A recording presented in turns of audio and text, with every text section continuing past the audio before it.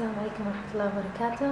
مرحبا فيكم في قناتي وفي درس جديد. هالمرة راح نتعلم شلون نلون في الكوبك، اللي هي طريقتي الخاصة في التلوين في الكوبك أو أقلام الماركر. اللي ما يعرف الكوبك عبارة عن ماركر بالشكل هذا، إنزين، وفي منه أنواع. أنا عندي يسمونه كوبك تشاو، وهو عبارة عن an alcohol based marker، يعطي تأثير في النهاية قريب للألوان المائية. وأغلب رسامين المانجا والكوميكس يستخدمون هذا النوعية. في كذا نوعية ثانية حق الماركرز، انتوا اختاروا اللي يناسبكم من حيث السعر والجودة.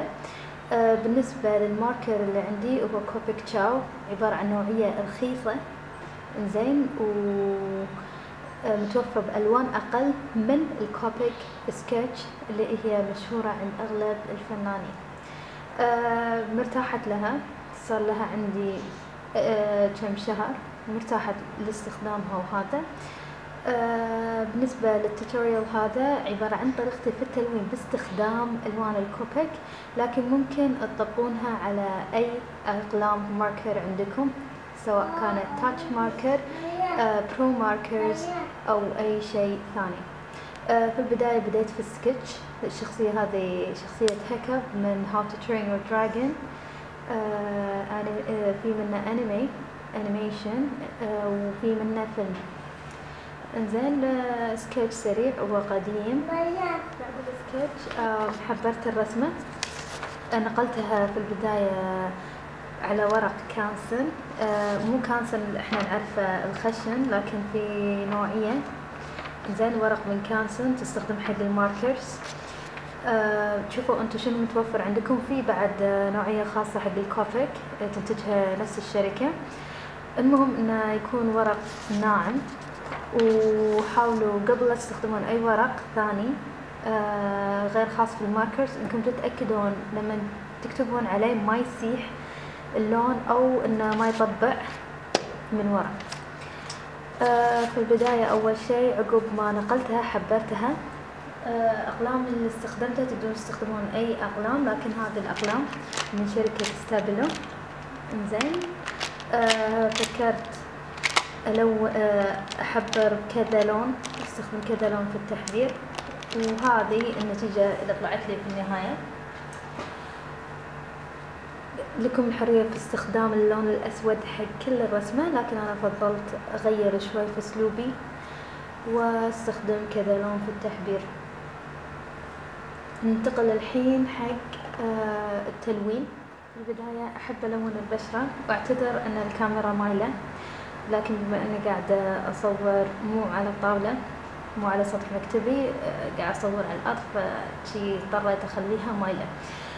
بالنسبة لتلوين البشرة، إنزين، ما في لون معين، غالبا أشير الألوان من الألوان الموجودة عندي اللي قاعد تشوفونه هني. ماكو رقم معين. الألوان الوردية اللي قاعد تشوفونها هني غالبا حق الخدود. إنزين، أنا بالنسبة لي سواء كانت الشخصية صبي أو بنت لازم أحط لها خدود.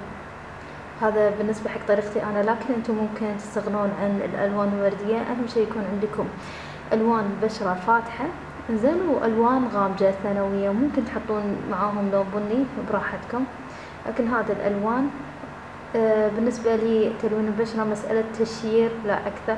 أشوف الألوان اللي تعجبني وأقعد ألون فيها، ما عندي لون مفضل، لكن الغالبية يستخدمون لون E00 كبيس أو أساس، وبعدين يبدون يقمجون، وعلى حسب خيارات كل فنان أو كل رسام وشنو يفضل. أكيد بالنسبة لي مثل ما قلت لكم هي مسألة تشيير لا أكثر ولا أقل، لكن وأنا قاعدة ألون بقول لكم شنو الألوان قاعدة أستخدمها. أول شيء ببتدي بأقمج لون عندي، لأن الألوان هذه غالية وما أقدر أخاطر إنه يخلص علي اللون، لأنها مو متوفرة بعد عندي. فأول لون راح استخدمه لون قريب من البرتقالي، وراح أحطه كلون للتظليل.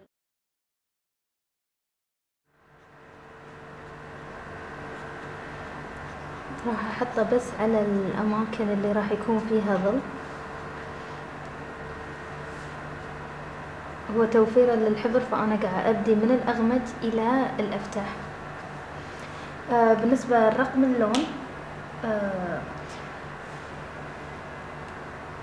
R02 شي بيكون اوضح. R02 R معناته ان القلم هذا من درجات الاحمر رد، و02 هو رقم القلم ومكتوب اسمه فلاش. هذا بالنسبة حق اول لون. بالنسبة للوجه، لكن لو اسوي بعد شوي بدي بعد تلوين اليد.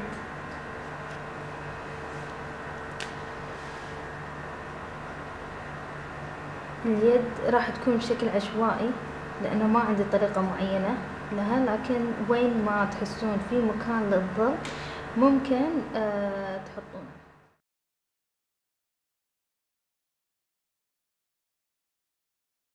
حط الخطوط وين ما حسيت ان انا محتاج الظل. هذا بالنسبة حق اول لون. بالنسبة للون الثاني هو اللون الاساسي اللي ذكرت لكم اياه E00 اللي الغالبية تستخدمه.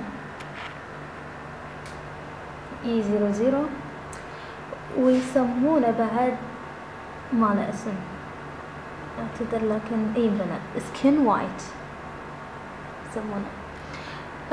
بيسكلي راح احطه كله على الوجه بالكامل، واحاول ادمجه مع القلم اللي حطيته مساء. في البداية راح تلاحظون ان اللون مو نفس اللي موجود، لكن لو تصبرون عليه شوي وعقب ما ينشف راح يبين عندكم اللون. في خطوة بعد زيادة، اذا حابين تقدرون تستخدمون لون من درجات البني زين عشان يكون كظل ثاني. هذا اللي استخدمته الحين E35 يسمونه بعد اذا ما كنت غلطانة تشيمايس، ما ادري ما انا متأكدة من الاسم. تشيمايس تقدرون تستخدمونه بعد تلونون فيه. راح يكون بس من فوق عند الاماكن اللي تحسون عندها الظل اقوى شيء. ميزة الالوان هذا انها تندمج ويا بعض من غير ما تبذلون فيها اي مجهود. غالبا في الخطوة هذه اللي هي خطوة اللون القامج، افضل ان تركزون فيها على الاماكن اللي تحسون فيها راح يحوشها الظل بشكل اقوى،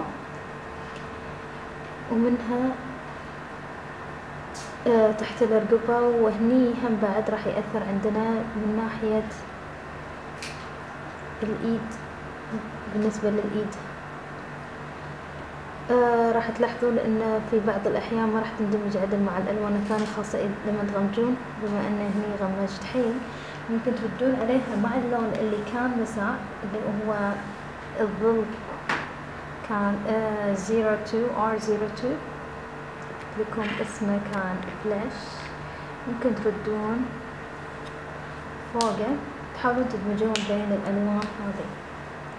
خطوات الدمج حيل واضحة وما فيها اي شيء، ما فيها اي صعوبة. لكن ممكن في الوان ثانية نوعيات ثانية ممكن الدمج يكون فيها اصعب. في البعض يستخدم بلندر يكون لون يكون قلم ما له لون يستخدمونه عشان يدمجون ما بين الالوان. لكن للاسف انا عندي القلم لكن ما اعرف استخدمه حتى الان. حاولوا تدمجون ما بين اللونين. فكل اللي تحتاجونه بخطوة بالتلوين خاصة بطريقتي انا هما 3 الوان 3 درجات. زين ممكن تكتفون بدرجتين حسب ما متوفر عندكم. ممكن تسوي لكم على 3 درجات. هذا بالنسبة حق تلوين البشرة. ولو اسوي زوم ممكن تشوفون الوجه شلون صار. زين بالنسبة لي انا عندي خطوة اضافية بعد ثانية. راح استخدم RV اللي هو Red Violet 23. اسم القلم Pure Pink. راح استخدمه حق البلاش. مثل ما قلت لكم انا استخدم البلاش حق الصبيان وحق البنات، بتلوين الصبيان وحق تلوين البنات. بعد ما يفضل شيء لكن انا احب اسوي هالشيء. في بعض الاحيان ممكن اغمجه، لكن بما اني شخصية صبي فراح اقلل شوي من البلاش وراح ادمجه مع اللون باستخدام لون افتح منه R20. هذا اللون هو صعب في شيء قاعد اسوي adjust حق العدسة. هذا بالنسبة، هذه النتيجة النهائية. ننتقل الحين حق رسم العين. وهم مهمة حيل. هذا حدود عدسة ما اقدر استخدم زيادة. بالنسبة حق العين لون عين هيك بنية، فكالعادة راح استخدم 3 درجات من البني وراح اضيف عليها لون اصفر. الالوان كالتالي: اول شيء لون Y17، Y يعني يلو، وجولدن يلو اسمه. وراح استخدم E37 sorry. E stands for earth واسم اللون سيبيا. واللون الثالث راح يكون E47 واسم اللون dark brown dark brown. راح ابتدي dark brown كلون الاساسي، او سوري عفوا كلون الظل في البداية. بديت بالشعر اسفة. راح ابتدي فيه، راح الون فيه الحواف.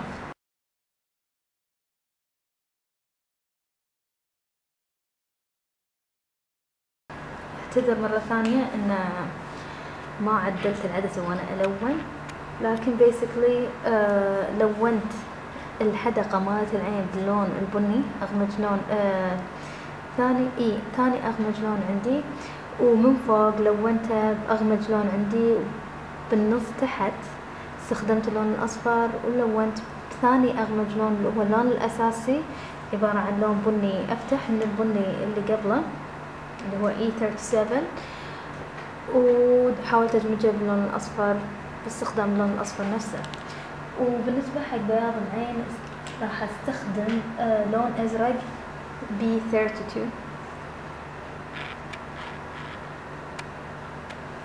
لون ازرق اسمه pale blue. هذا بياض العين ما يبي له اي شيء.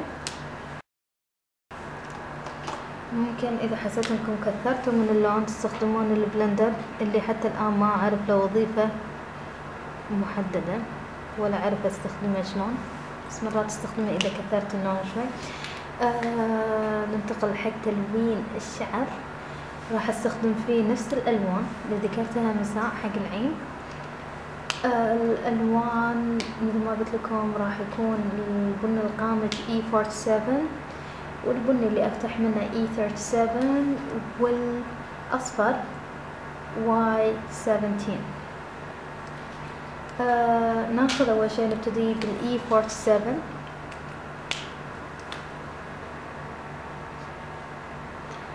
راح الون في اطراف الشعر فقط، لاحظوا معاي بس اطراف الشعر باستخدام الفرشة، واحاول قد ما اقدر الونه بالطريقة هذه. ابتدي من الخصلة، نهاية الخصلة، واجر القلم للبداية بخطوة سريعة. باللون الاي 47 ممكن تعيدون مرة ثانية عليه زين، وعادي لو تطلعون برا لازم تلتزمون. واذا ما عجبكم اللون تقدرون باي لحظة عادي تغيرون زين، تستخدمون اللون اللي عقبه على طول. هذا اللون E37 اللي مساء كان E47، هذا E37. basically ما راح ازيد عليه، يعني نفس الخطوات، بس راح ابدي من نص اللي لونته بالإي 47 وراح أسحب منه بنفس الطريقة اللي شرحتها مساء، ما فيها شيء. ممكن ألون إذا حسيت إن المكان فيه ظل.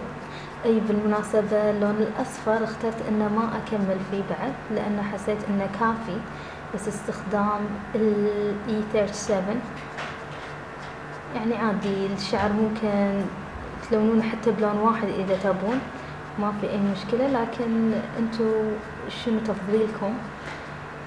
حتى أنا في بعض الأحيان أستخدم لون واحد خاصة بالألوان الخشبية، لأن الشعر ما في طريقة معينة للتلوين.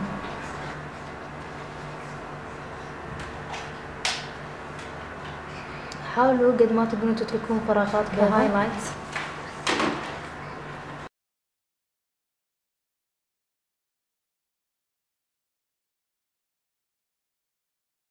الحاجب مثل ما قلت لكم، أعتقد يمكن كان توتوريال سويته حق العين.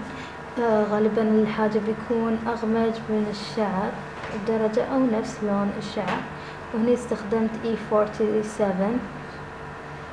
زين، هو نفس لون الشعر الغامج اللي هو أول لون استخدمته حق الشعر، وبكذي الشعر بالنسبة لي هو أسهل شيء.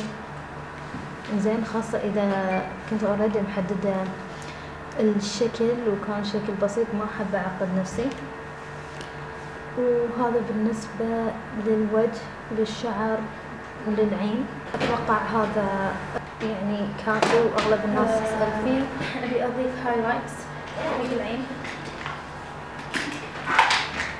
مثل ما شرحت لكم بدرس العين.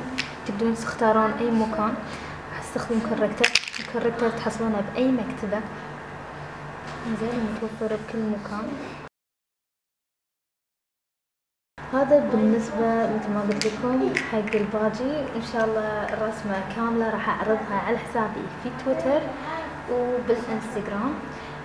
إذا عجبتكم القناة، بما أن هذا الدرس الثاني، إن شاء الله في دروس ثانية راح أكون بادية فيها من الصفر، بحيث أن أرسم سكتش، أحبر، وبعدين أعلمكم طريقة التلوين إن شاء الله في المستقبل. لكن يضيق الوقت هني، وأحاول قد ما أقدر أوفر الوقت. فأنا راح أكتفي حاليا الفترة الحالية بس في دروس تلوين، وإن شاء الله يعني مع الوقت راح أحاول أنزل دروس ثانية أطول وأفيد. ويعطيكم العافية.